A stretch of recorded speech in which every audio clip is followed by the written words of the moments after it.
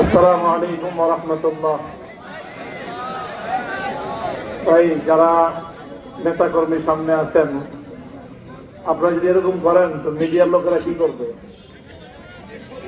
আমাদের এই প্রোগ্রাম শুধু আপনাদের জন্য না, এই প্রোগ্রাম তো মিডিয়ার মাধ্যমে সারা দেশের কাছে যাবে।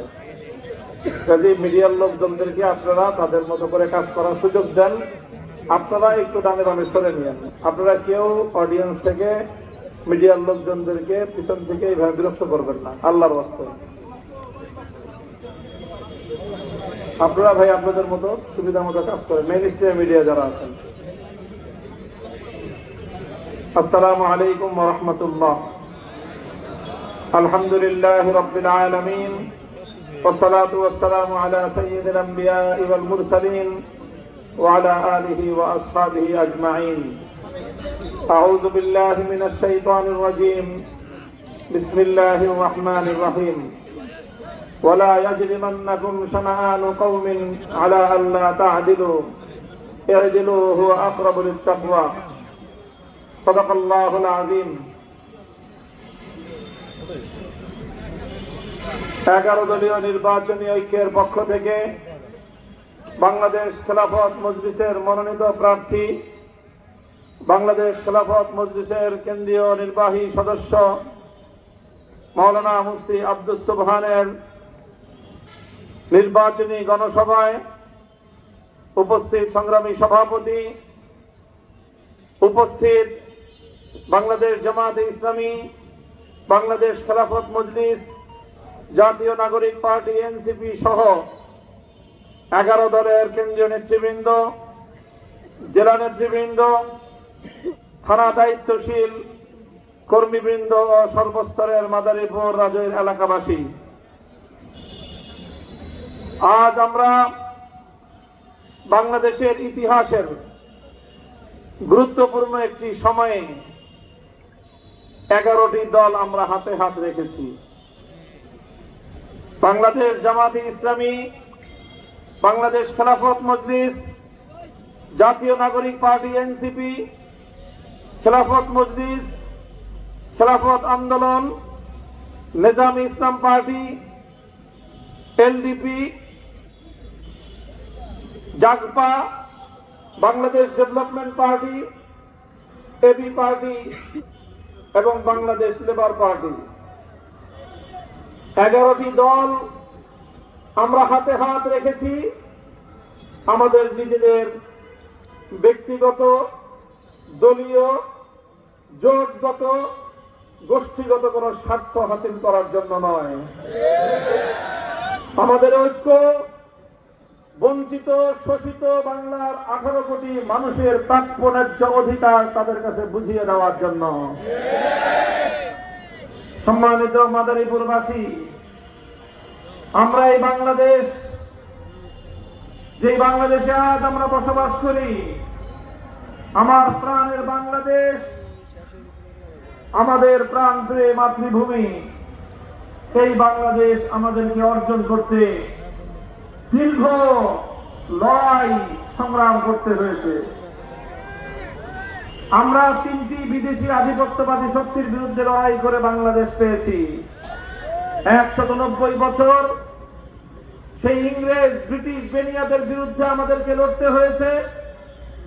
তারপরে প্রায় 100 বছর কলকাতার দাদাবাবুদের জমিদারি প্রথা এবং দিল্লির আগ্রাসনের বিরুদ্ধে আমাদেরকে লড়াই করতে হয়েছে। এরপরে 24 বছর পশ্চিম পাকিস্তানের পিন্ডির খান পাঠানদের বিরুদ্ধে আমাদেরকে লড়াই করতে হয়েছে। এইভাবে 214 বছর সংগ্রাম করে 1971-এর 16 ডিসেম্বর বাংলার পূর্বাকাশে লাল সবুজের এই রক্তিম পতাকার উদ্ভুদয় হয়েছে। বাংলাদেশ একটি মানচিত্র পেয়েছে, লাল সবুজের পতাকা পেয়েছে, এই দেশটা স্বাধীন হয়েছে। স্বাধীনতার আগ পর্যন্ত 214 বছর এদেশের মানুষ শাসনের নামে শোষিত হয়েছে, এদেশের মানুষ বৈষম্যের শিকার হয়েছে, এদেশের মানুষের অধিকার কেড়ে নেওয়া হয়েছে। সব কেড়ে নিয়েছিল বিদেশি শাসকরা। তাই ৭১-এর মহান মুক্তিযুদ্ধের পর বাংলাদেশের মানুষের এক বুক ভরা স্বপ্ন ছিল যে এখন থেকে যেহেতু আমার দেশের স্থানীয় শাসকরা শাসন করবে, কাজেই এখন আর আমাদের শোষিত হতে হবে না, এখন আর আমাদের উপর জুলুম হবে না, এখন আমরা আমাদের ন্যায্য অধিকারটুকু পাব। কিন্তু দুঃখ আর পরিতাপের বিষয়, স্বাধীনতার পর থেকে ৫৪ বছর অতিক্রান্ত হয়েছে, বাংলাদেশের মানুষ বিদেশি শাসক গোষ্ঠীর দ্বারা যেরকম শোষিত হয়েছে, তারপরে স্বাধীনতার পর থেকে ৫৪ বছর বাংলাদেশের মানুষ স্বদেশী শাসকদের দ্বারা শোষিত আর বঞ্চিত হয়েছে। শুধু শাসকের ধরন বদলেছে, বিদেশি শাসক ছিল, দেশি শাসক হয়েছে, শোষণের ধরন পাল্টায় নাই। শাসকের ধরন পরিবর্তন হয়েছে, জুলুমের পরিবর্তন হয় নাই। বাংলাদেশের স্বাধীনতার পর থেকে পর্যায়ক্রমে দেশবাসীর উপর একটি সন্ত্রাসবাদ, গুন্ডামি, পেশি শক্তি, আধিপত্যবাদের রাজনীতি প্রতিষ্ঠা করে দেওয়া হয়েছে। বাংলাদেশের মানুষ যখনই, সাধারণ নিরীহ মানুষ তাদের ভাতের অধিকার, তাদের ভোটের অধিকার তারা চাইতে গিয়েছে, তখনই তাদেরকে বন্দুকের মারের মুখোমুখি হতে হয়েছে। শাসকের বন্দুকের গুলি দেশের সাধারণ মানুষের বুকগুলোকে ঝাঁঝরা করে দিয়েছে। এদেশের মানুষ ভাতের অধিকারও পায় নাই, ভোটের অধিকারও পায় নাই, বরং বিনিময় কি পেয়েছে? বিনিময়ে হাজার হাজার মাইল কল খালি হয়ে তাজা যুবক সন্তানরা ঘুমের শিকার হয়েছে। বছরের পর বছর সেই সন্তান হারা মা এক বুক বড় কষ্ট নিয়ে পথের পানে তাকিয়েছিল। মায়ের হারাদান সন্তান আর কোনদিন মায়ের কোলে ফিরে আসে নাই। খুন হয়েছে হাজারে হাজার, গোটা বাংলাদেশ মৃত্যু পরিণত হয়েছে। খুন আর নিরপরাধ মানুষের রক্তে বাংলার মাটি লাল হয়েছে। এইভাবেই মানুষ মরতেছে। মানুষের কান্না, মানুষের আহাজারি, সন্তান হারা পিতা মাতার বেদনার আর্তনাদ খোদার আরশ পর্যন্ত কাঁপিয়ে তুলেছে।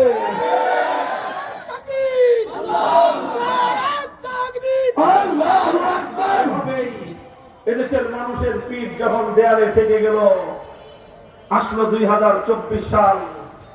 ২০২৪ সালের রক্ত ঝরা জুলাই বিপ্লব। এদেশের ছাত্র জনতা ঘর থেকে বেরিয়ে আসলো। তারা আর বৈষম্য সহ্য করতে পারলো না, তারা আর জুলুম বঞ্চনাকে সহ্য করতে পারলো না। স্কুল কলেজ থেকে আমাদের নিষ্পাপ সন্তানেরা, ইউনিভার্সিটি আলিয়া মাদ্রাসা মাদ্রাসা থেকে আমাদের সন্তানেরা ৪ কোটি ছাত্র জনতা হাতে হাত রেখে টেকনাফ থেকে তেতুলিয়া গোটা বাংলাদেশে অন্যায়, জুলুম, স্বৈরতন্ত্র, জুলুমবাদীর বিরুদ্ধে এক অবিরত সংগ্রামে তারা মাঠে নেমে আসলো। এভাবে সংগ্রাম চলল, লড়াই চলল। ১,৫০০ মায়ের কোল খালি হল। ১,৫০ সহস্রাধিক বাংলার দামাল সন্তানের লাশ বাংলার মাটিতে লুটিয়ে পড়ল। ৩০,০০০ আমার বাংলা মায়ের সন্তান তারা যুদ্ধ করে যুদ্ধাহত কঠিন, তারা কেউ বন্ধুত্ব বরণ করল, কেউ চিরতরে অন্ধ হয়ে গেল, কেউ বুলেট বিদ্ধ হয়ে ঢুকে ঢুকে হাসপাতালের বিছানায় কাঁপতে শুরু করল। অনেক রক্ত, অনেক অস্ত্র, অনেক কান্নার বিনিময়ে ২০২৪ বিপ্লবের মাধ্যমে বাংলাদেশের মানুষ এক পরিবর্তনের স্বপ্ন তাদের হাতের কাছে ধরা পেল। সংগ্রামী সাথী ও বন্ধুগণ, এরপর এই স্বপ্ন এদেশের তরুণ প্রজন্ম ১৭ বছর পর্যন্ত যারা ভোট দিতে পারে নাই, আজ তারা তারুণ্য পেরিয়ে, যৌবন পেরিয়ে বার্ধক্যের দ্বার প্রান্তে উপনীত। এখনো তারা এই দেশে কিভাবে ভোটাধিকার প্রয়োগ করা যায় সেই সুযোগটুকু পর্যন্ত তারা পায় নাই। 17 বছর পর আজ বাংলাদেশে 2026 সালের 12ই ফেব্রুয়ারি সেই ঐতিহাসিক মহেন্দ্র খান প্রায় 1.5 যুগ পরে বাংলার তরুণ প্রজন্ম আগামীর ভাগ্য করার জন্য নিজেদের ভোটাধিকার প্রয়োগ করার জন্য অধীর আগ্রহে অপেক্ষমান। এই যখন বাংলাদেশের অবস্থা, তখন আবার পর্দার অন্তরালে শুরু হয় ষড়যন্ত্র। এদেশে আবার আধিপত্যবাদ জেগে বসার চেষ্টা করে, আবার ফিরে আসার চেষ্টা করে স্বৈরতন্ত্র, আবার ফ্যাসিবাদ জন্ম নেওয়ার জন্য নতুন করে কলকাঠি নাড়া শুরু হয়। সেই ফ্যাসিবাদ রক্ত দিয়ে প্রতিহত করা হয়েছে, সেই জুলুমবাদী সন্ত্রাসের রাজনীতি আমাদের সন্তানেরা বুকের তাজা রক্ত দিয়ে প্রতিহত করেছে। সেই আমাদের তরুণদের স্বপ্ন পূরণের লক্ষ্যে যেন আর কোনদিন বাংলাদেশে স্বৈরতন্ত্র, জুলুমতন্ত্র, ফ্যাসিবাদী শাসন ব্যবস্থা ফিরে আসতে না পারে, এজন্যই আজ 11টি দল আমরা হাতে হাত রেখেছি। আমরা শপথ নিয়েছি এবারের 26-এর নির্বাচন হবে বাংলাদেশের গণমানুষের কাছে তাদের ভোটের অধিকার ফিরিয়ে দেওয়ার নির্বাচন। এবারের নির্বাচন হবে সংস্কারের নির্বাচন। এবারের নির্বাচন হবে পরিবর্তনের বাংলাদেশ গড়বার নির্বাচন। ইনশাআল্লাহ আমরা হাতে হাত রেখে এগিয়ে চলেছি। বাংলাদেশের এক অভূতপূর্ব গণজাগরণ সৃষ্টি হয়েছে। টেকনাফ থেকে তেতুলিয়া আমরা দেখছি মানুষ যারা 17 বছর ভোট দিতে পারে নাই, তারা 11 দলীয় প্রার্থীদের ব্যালটে সিল মারার জন্য হাত পাকিয়ে বসে আছে।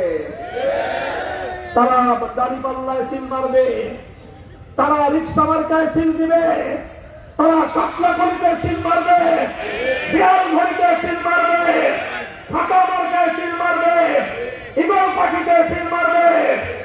এভাবে গোটা বাংলাদেশের মানুষ আজ তারা নির্বাচনে 11 দলীয় নির্বাচনী ঐক্যের প্রার্থীদেরকে বিজয়ী করার জন্য বাংলাদেশে এক জাগরণ সৃষ্টি হয়েছে। আলহামদুলিল্লাহ।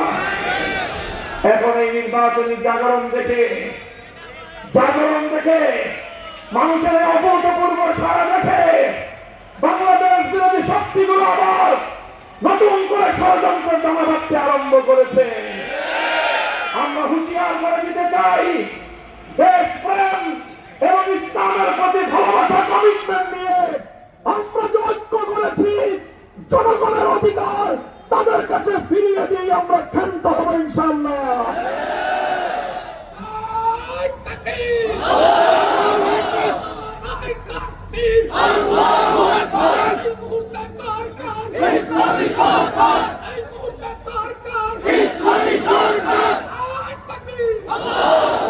সংগ্রামী সাথী ও বন্ধুগণ, আমাদের 11 দলের গুরুত্বপূর্ণ যেই সকল আমাদের অঙ্গীকার, তার মধ্যে অন্যতম অঙ্গীকার হল আমরা জাতি, ধর্ম, বর্ণ, নারী, পুরুষ